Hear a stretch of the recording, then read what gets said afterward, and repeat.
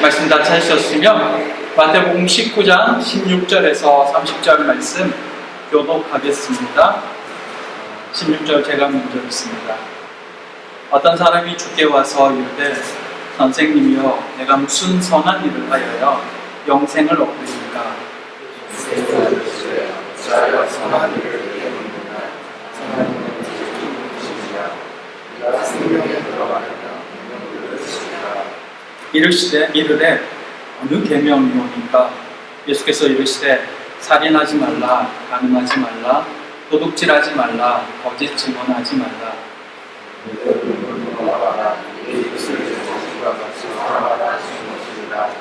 그 청년이 이르되 이 모든 것을 내가 지키었사오되 아직도 무엇이 부족하니까? 예수께서 이르시되 네가 운전하고자 하였으되 가서 내 소유를 팔아 가난한 자들에게 주라. 그리하면 하늘에서 보화가 내게 있으리라. 그리고 와서 나를 따르라. 그 청년이 재물이 많음으로 이 말씀을 듣고 근심하며 가니라. 예수께서 제자들에게 이르시되 내가 진실로 너희에게 이르노니 부자는 천국에 들어가기가 어려우니라.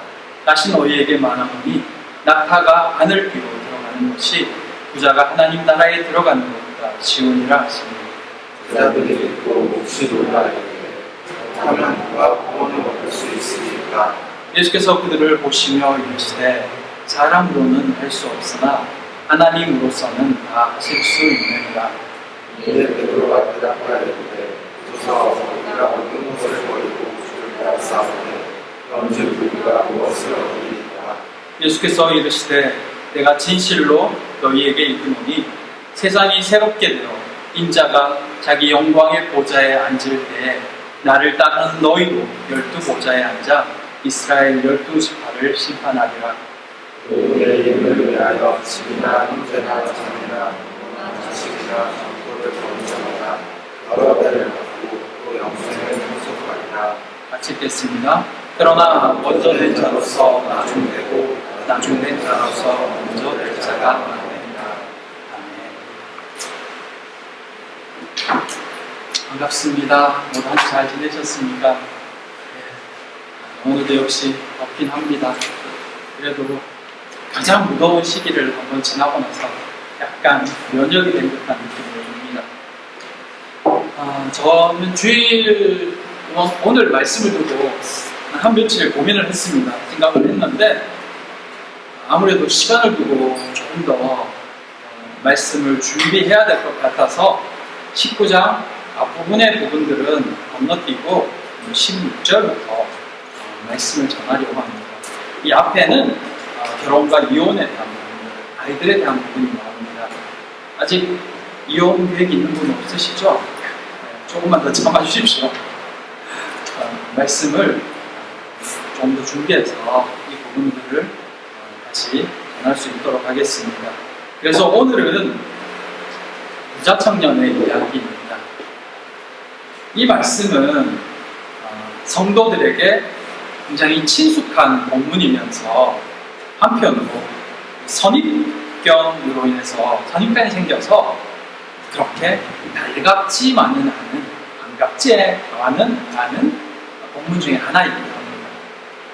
부자가 천국 가는 것이 낙타가 바늘기로 들어가는 것보다 어렵다는 말씀 때문입니다. 이것은 마치 부를 축적하는 것이 잘못된 것이냐 느껴지게 만드는 것입니다. 오늘 이 시간 말씀을 통해서 영생을 소망하는 이 부자 청년의 바램이 어떻게 이루어질 수 있는지 함께 알아가는 시간 되기를 바랍니다. 또한 이 말씀이 오늘 우리에게 주시는 의미는 어떤 의미인지도 함께 생각해 보기를 원합니다. 첫째, 선한 이는 오직 한 분이십니다. 한 청년이 와서 예수님께 묻습니다. 무슨 선한 일을 하여야 영생을 얻으리까? 예수님은 계명을 지키라고 말씀합니다. 그랬더니 이 청년이 자신 있게 대답하죠. 이 모든 것을 내가 다 지켰나요? 또 부족한 것이 있겠습니까? 예수님이 한 말씀을 더 하십니다. 네 모든 소유를 다 팔아 가난한 자에게 주라. 그리고 나를 따르라. 청년이 당황합니다. 그는 부자였습니다. 소유를 다 팔면 나는 가난해지라는 뜻인가? 그는 근심하며 돌아갑니다.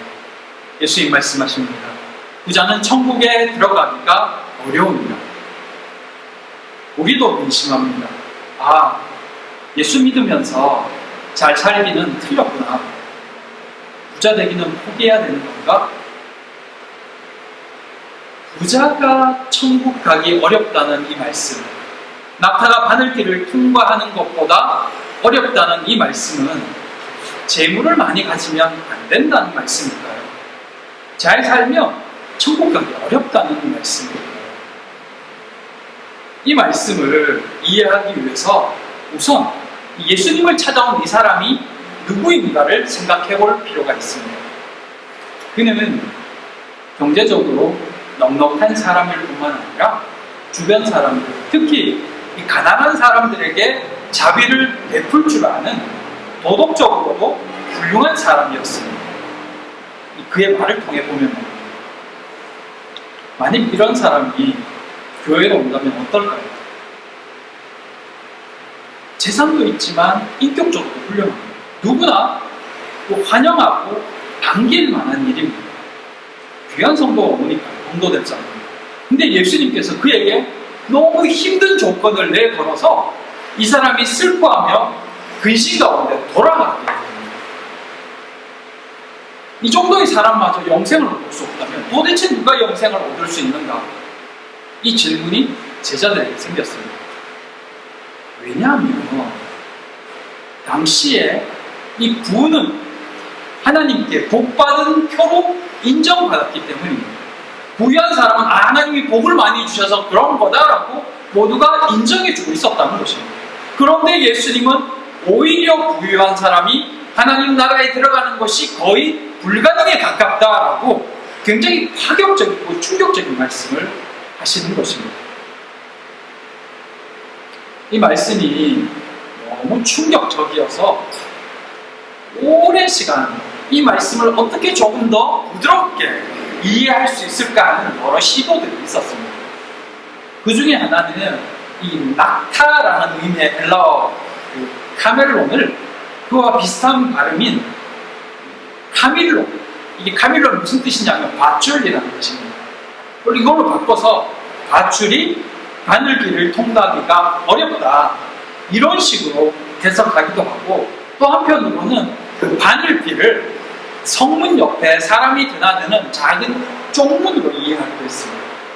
그래서 낙타가 그 쪽문으로 들어가려면 굉장히 어렵지만 가능성이 전혀 없는 것은 아니다, 이런 식으로 해석을 했다는 것입니다. 하지만 본문은 말씀 그대로 부자가 천국에 가는 것이 낙타가 바늘길을 통과하는 것보다 어렵다라고 이해하는 것이 더 자연스럽습니다. 이것이 원래 예수님이 말씀하시고자 하는 바이니 말입니다.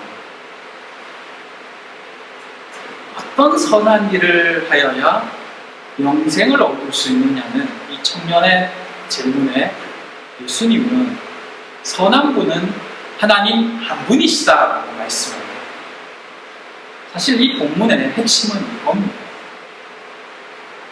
선을 말할 수 있는 분은 하나님 한 분밖에 없다는 것입니다.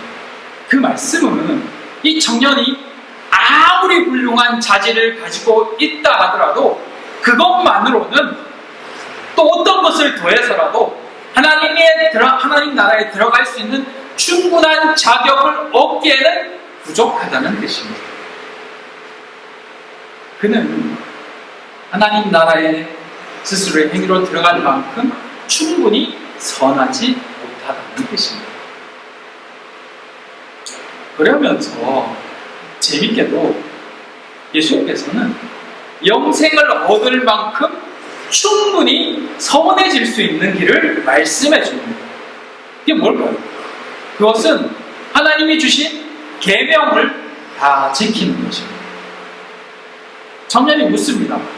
그럼 영생을 얻을 수 있는 계명이 무엇입니까? 어떤 겁니까? 그래서 예수님께서는 10계명에 나와 있는 몇 가지 계명을 말씀해 주십니다. 살인하지 말라, 간음하지 말라, 도둑질하지 말라. 거짓 증언하지 말라. 네 부모를 공경하라. 네 이웃을 네 자신과 같이 사랑하라. 청년은 자신 있게 그 모든 것을 다 지켰다고 말합니다. 이 외에 또 있습니까? 라고 묻죠. 예수님은 그가 다 지켰다라고 말하는 그 부분을 다시 말씀합니다. 온전하고자 한다면 네 소유를 다 팔아서 가난한 자들에게 주고 나를 따르라. 청년이 지금까지 행한 것이 부족하다는 말씀일까요? 그렇다면 만일 이 청년이 자신의 가진 모든 것을 다 팔아서 가난한 자들에게 나눠준다면 그는 온전해질까요? 이 청년에게 있어서 그 재물은 어떤 의미였을까요? 그것을 아는 것이 예수님께서 말씀하신 이 온전이라는 의미를 이해할 수 있는 열쇠입니다. 온전해진다, 의롭다라는 말은 죄가 없다는 말이에요. 인간이 의로워지는 길 중에 하나는 모든 계명을 다 지켜서 의로워지는 것입니다. 하나님이 주신 율법, 그 어느 것도 어기지 않으며 하나님의 기준에 맞게 행하면 의로워집니다. 예수님께서 그에게 소유를 다 팔아서 나눠주라 하신 이유 중 하나도 네 이웃을 내 몸과 같이 여기라는 그 율법을 철저히 지키라는 뜻이죠. 그는 자신이 모든 율법을 다 지켰다고 말하지만 실제 그는 네 이웃을 내 몸과 같이 여기라라는 하나님의 그 기준에 못 미쳤다는 것입니다.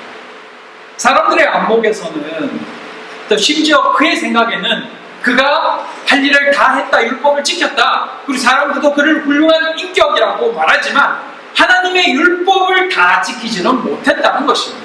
하나님 기준에 미달이기 때문에. 다른 계명이 없이 예수님께서 지금까지 말씀하신, 우리가 지금 마태복음 쭉 보고 있잖아요. 그 기준에만 따라도 한참 모자랍니다.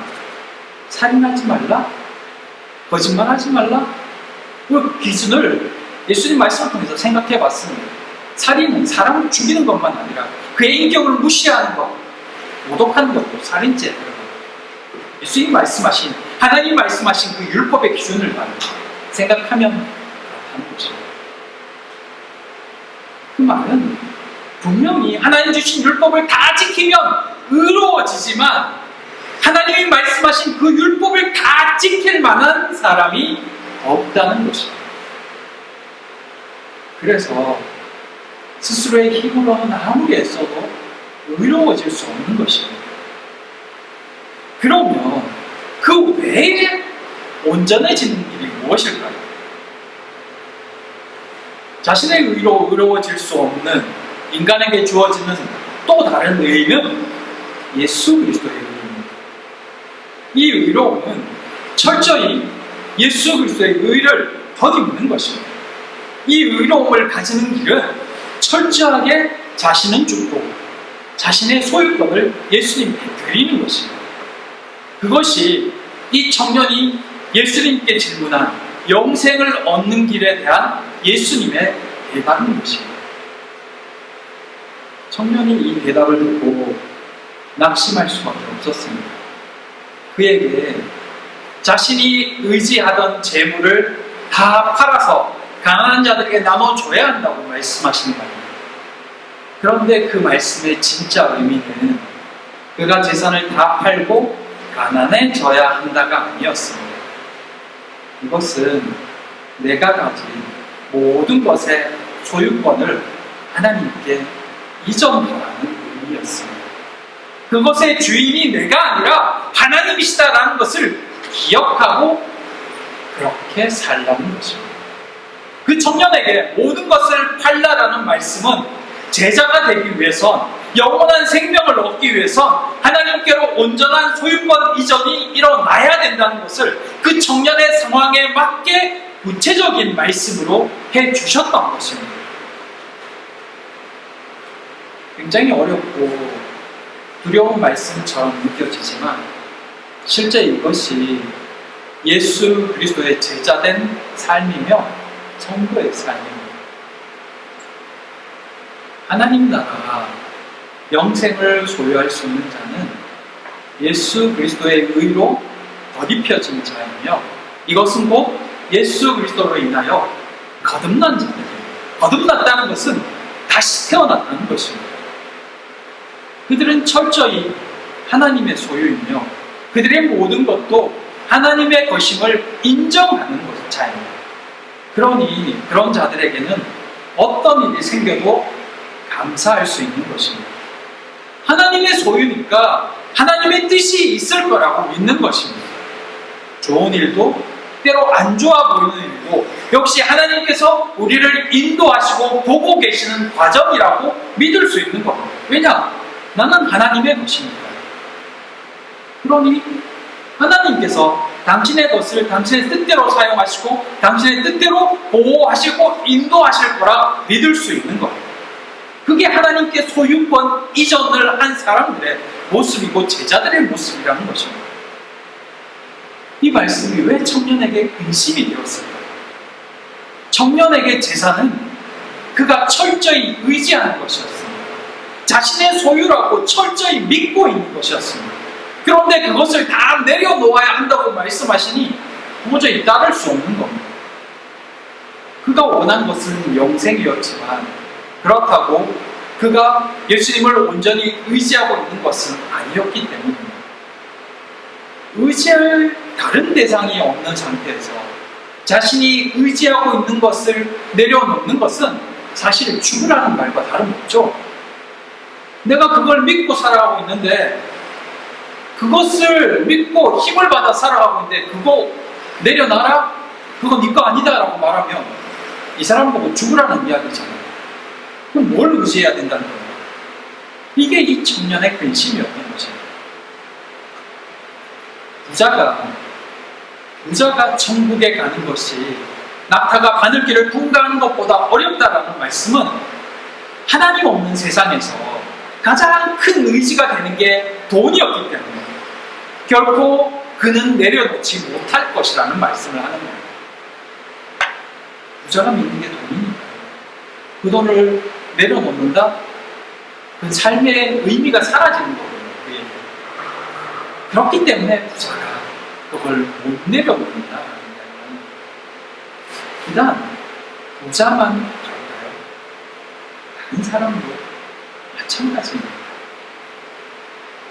그럼에도 특별히 부자를 언급하신 이유는 세상이 의지하는 가장 대표적인 게 재물이기 때문입니다.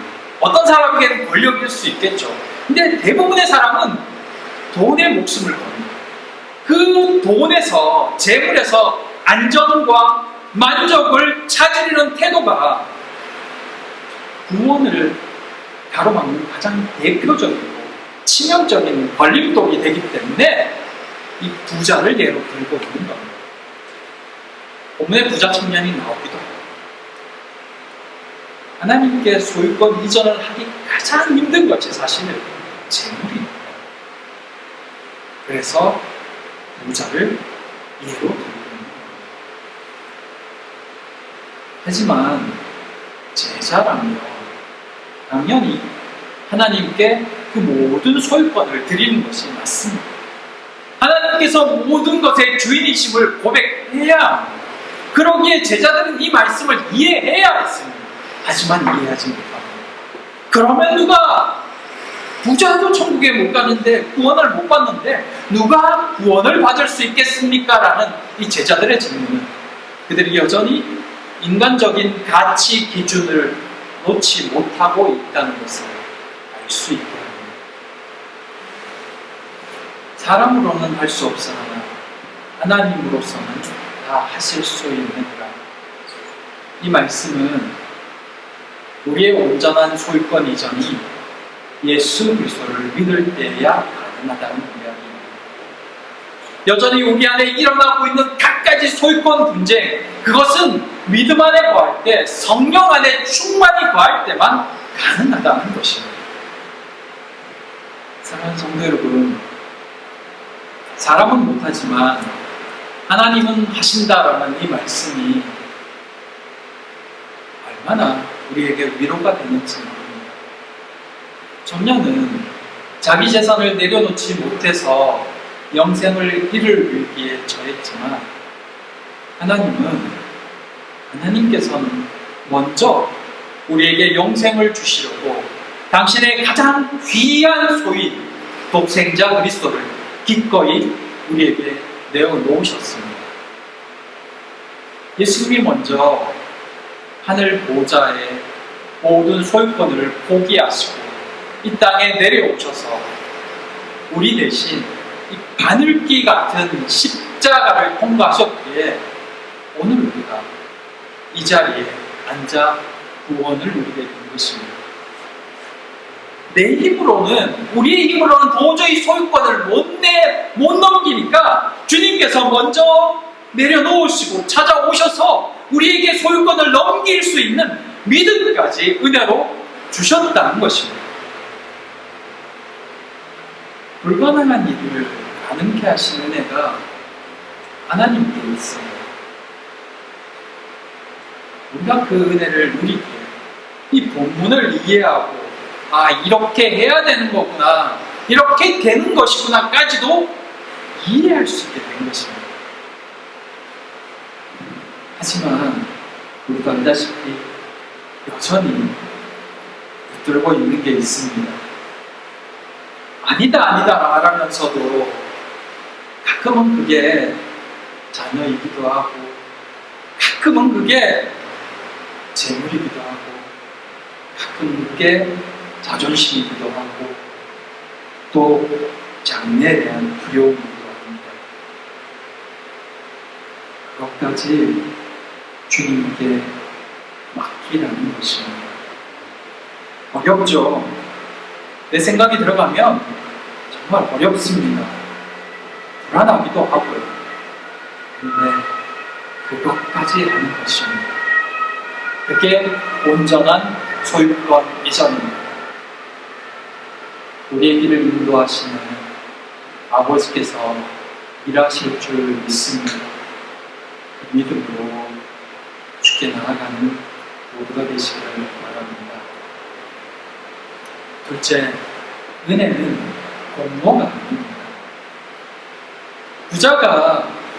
부자가 천국에 들어가기 어렵다라는 이 충격적인 말씀과 그럼에도 하나님은 다 하실 수 있다는 말씀을 들으면서 베드로는 자신들이 모든 것을 버리고 주를 따랐다라고 말합니다. 그러면서 그들이 얻게 될 보상에 대해서 예수님께 질문하죠. 실제로 제자들은 재산도 버려두고 심지어 가족들과도 떨어져서 예수님을 따랐습니다. 재물을 포기하지 못하는 이 청년은 근심하며 돌아갔지만 자신들은 모든 것을 버리고 예수님을 따랐다는 것입니다. 그러니 자신들에게 돌아올 보상이 무엇인지 예수님께 질문하는 것입니다. 맞는 말인데 뭔가 조금 찜찜합니다. 그들이 행한 것은 맞거든요. 그렇다면 무엇을 바라고 예수님을 따른 것일까? 그런데 우리도 천국에 가서 상급 받을 것을 기대하는 마음이 있지 않나요? 이 땅에서 하나님을 위해 열심히 살았으니 우리에게 하나님께서 상급을 주실 것이라 기대하는 바가 있잖아요. 그것이 베드로의 질문과 어떻게 다를까요? 베드로의 질문은 보상심리, 대귀의 언약적 질문임을 알 수 있습니다. 우리가 이만큼 희생했으니, 우리가 이만큼 헌신했으니 주께서도 우리에게 그에 합당한 보상을 해주어야 한다는 그런 기대가 깔린 거죠. 그럼에도 예수님은 분명하게 그들이 받을 상급에 대해서 먼저 말씀해 주십니다. 인자가 자기 영광의 보좌에 앉을 때 나를 따르는 너희도 12보좌에 앉아 이스라엘 12지파를 심판하리라. 딱 제자들이 원하는 말씀입니다. 한 자리 주시겠다는 거잖아요. 때가 됩니다. 예수님께서 영광의 보좌에 앉으실 때 그날에 분명히 한 자리 차지하게 하는 것, 차지할 수 있게 해주시겠다. 그게 예수님의 말씀이고 제자들의 바램이고, 그들은 실제로 예수님께서 영광의 보좌에 앉을 때 그 왕권에 동참하게 될 것입니다. 이것은 제자로 대표되는 교회가 새로운 이스라엘이 되어서 진정한 하나님의 백성으로서의 지위와 권리를 누리게 될 것임을 말씀하신 내용입니다. 또한 그들은 내세뿐 아니라 현세에도 그들이 버린 소유보다 훨씬 더 많은 것을 보상으로 얻을 것이라고 말씀합니다. 여기에는 집, 토지, 가족 등도 포함됩니다. 예수님은 부자 청년에게 자신의 소유를 다 버릴 것을 말씀하셨는데 그 말씀에 순종하면 나중에 더 많은 것으로 채워주신다는 의미가 되기도 합니다. 실제로 욥기에서 욥이 나중에 더 많은 것을 받았다는 내용이 나옵니다. 그건 아브라함도 마찬가지였습니다. 본토 친척 아비의 집을 떠났을 때 그리고 가나안으로 왔을 때 그는 나중에 더 큰 부를 누리게 됩니다. 기복주의나 번영신학은 이 구절을 가지고 예수 잘 믿으면 집이 100채가 되고 땅이 100배가 된다고 주장하기도 합니다. 그러나 주님을 따르다 순교했던 제자들의 삶은 결코 세상적인 부유함과는 거리가 멀었습니다. 그들은 끝까지 고생만 하다가 죽었습니다. 그렇다면 현세 여러 배의 보상이란 말은 어떤 말씀일까요? 누구에게는 해당되고 누구에게는 해당되지 않는다는 의미일까요? 주님이 약속하신 여러 배의 보상, 100배의 보상은 눈에 보이는 통장 잔고를 소유한다라는 의미가 아닙니다. 주님 때문에 세상의 안락함을 내려놓고 손해를 감수한 자들에게 주님은 세상이 줄 수 없는 성령의 평안과 하나님 나라의 부유함을 그 마음에 가득 채워주십니다. 또한 피를 나누는 가족보다 더 끈끈하게 내 아픔을 안아주고 함께 울어주는 진정한 영적 가족, 참된 교회 공동체를 선물로 주십니다. 돈으로 살 수 없는, 비교할 수 없는 영적인 부요함을 이 땅에서 맛보게 해주시는 것입니다. 물론 세상적인 부도 있죠. 그건 덤입니다. 그건 여러 가지 부수적인 거랍니다. 그리고 가장 중요한 영생. 하나님은 주를 위하여 모든 것을 버린 이들에게 영원한 생명을 주신다고 말씀합니다. 여러 배의 보상, 100배의 보상은 그들이 주를 위하여 버린 것과는 도저히 비교도 되지 않을 만한 큰 기쁨과 은혜를 주신다는 뜻입니다. 그런데 예수님은 이 보상의 약속 뒤에 아주 중요한 경고의 말씀을 덧붙이십니다. 그것이 30절입니다. 그러나 먼저 된 자로서 나중되고 나중된 자로서 먼저 될 자가 많으니라. 이 말씀은 이런 뜻입니다. 베드로야, 제자들아, 너희가 나를 위해 다 버린 것 같지? 하지만 너희가 그 버린 행위와 헌신의 크기를 내세우며 내가 이만큼 했으니 내 지분을 인정해달라고 공로를 주장하는 순간 너희는 내 나라에서 꼴찌가 될 거다. 이런 말씀입니다. 베드로의 이 보상을 요구하는 질문은 어떤 면에서 보면 이 부자 청년의 질문과 크게 다르지 않습니다. 부자 청년이 재물에 대한 자기 소유권을 주장했던 것처럼 베드로와 제자들은 자신들의 헌신에 대한 자기 소유권을 주장하고 있기 때문입니다. 이게 내 헌신입니다. 이게 내 희생입니다. 이게 내 손해였습니다. 라고 주장한다는 것입니다. 자신들이 주님을 위해 무엇을 했다고 생각하며 그것에 대한 보상을 요구하고 있다는 것입니다. 우리가 주님을 위해 손해를 보고 시간을 들이고 인생을 바칠 수 있었던 그 아름다운 순종의 마음마저도 실은 내 실력이 아니라 하나님이 우리를 먼저 찾아와 주셨던 은혜의 결과입니다. 자녀가 부모의 돈으로 부모의 선물을 샀을 때 그 부모가 감동하며 용돈을 더 얹어주는 것처럼 하나님은 당신이 우리에게 주신 그 은혜에 또 다른 은혜를 더하셔서 사랑을 주시는 분이십니다. 우리의 공로에 빚을 지시는 채무자가 아니라는 뜻입니다. 천국의 보상은 오직 그리스도의 대속의 공로를 감사함으로 받는 자에게 주어지는 은혜의 신비라는 것을 기억해야 합니다. 우리가 섬길 수 있고 헌신할 수 있는 것은 그렇게 할 수 있도록 주께서 은혜를 베풀어 주셨기 때문에 그 은혜에 감사하며 주께 헌신하는 것입니다. 사랑하는 성도 여러분, 보상을 바라는 그 베드로의 마음, 내 공로를 확인하고 싶어하는 그 마음은 하나님 나라에서 첫째 될 마음이 아니라 나중 될 마음입니다. 우리 신앙의 계산을 이제는 십자가 앞에서 내려놓고 부수어야 합니다. 우리의 신앙생활은 세상 사람들 같은 투자 마음가 아닙니다. 내가 이렇게 했으니 하나님이 뭘 더 주시겠지? 그런 거래는 성립되지 않습니다.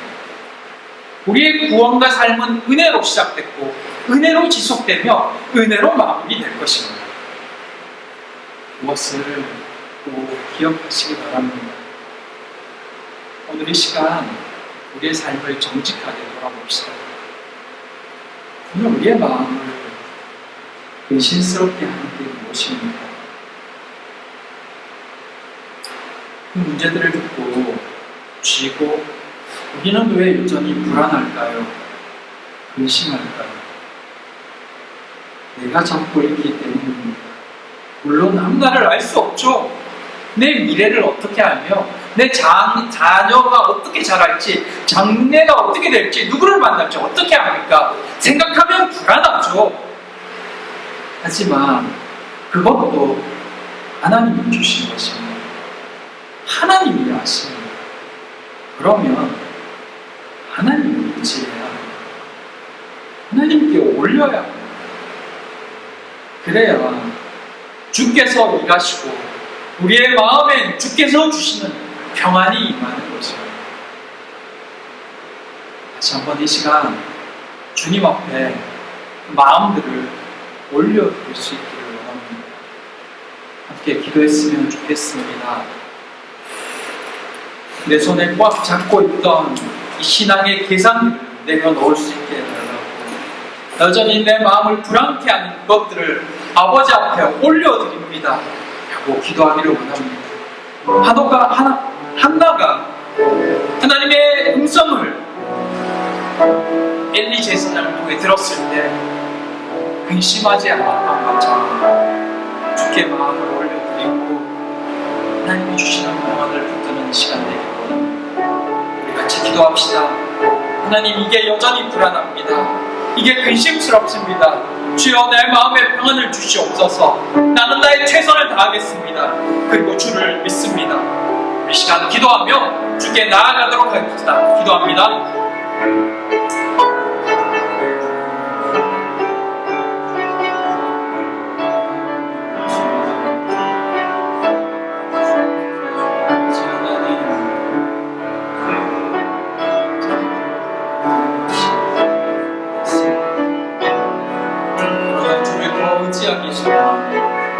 하나님께 다시 올려드리기를 연습합니다. 주여, 주시옵소서. 우리가 아무리 근심해도 내 뜻대로 되지 않음을 확인하면서 또 붙들고 또 챙기고 불안의 마음을 우리에게 주시옵소서. 하나님, 사랑하는 우리 성도들의 근심, 청년들의 근심, 향한 두려움을 아버지께 올려드립니다. 주여 받아주시옵소서. 주여 평안을 허락하시고 믿음을 다하시고 주여 우리가 할 수 있는 것을 할 수 있게 하여 믿음을 소환하여 주시옵소서. 제 앞에 다시 믿음을 가지고 세상을 향해 나아갈 수 있게 하여 주시옵소서. 아버지님 거지 하나님 주님 주를 의지할 수 있게 하여 주시옵소서.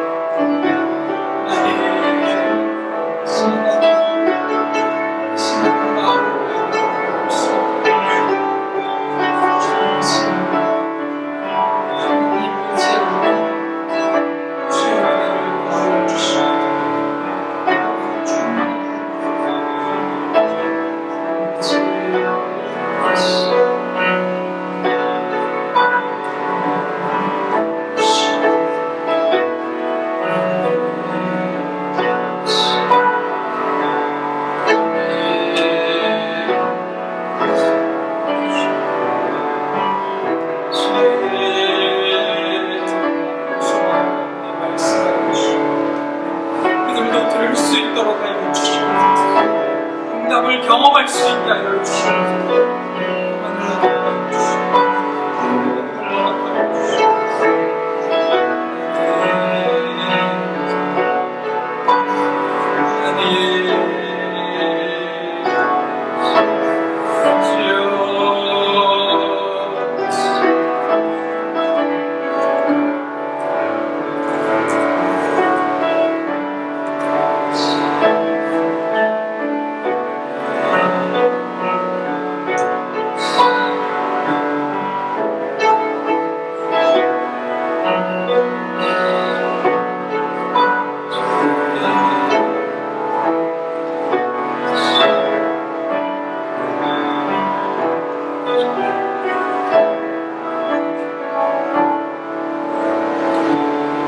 은혜의 하나님, 여전히 내 것이라 생각하며 움켜쥐고 있었던 것을 주께 아뢰옵니다. 주여 내 안에 온전한 소유권 이전이 일어날 수 있도록 믿음을 더하여 주시옵소서. 내 삶의 모든 소유권을 주님께 기쁨으로 이전해 드리오니 주여 받아주시옵소서. 이 한 주도 성령의 인도하심과 주시는 평안으로 은혜 가운데 예수 그리스도 한 분만 만족하는 순전한 제자의 삶을 살기를 소망하오며 예수님 이름으로 기도드립니다.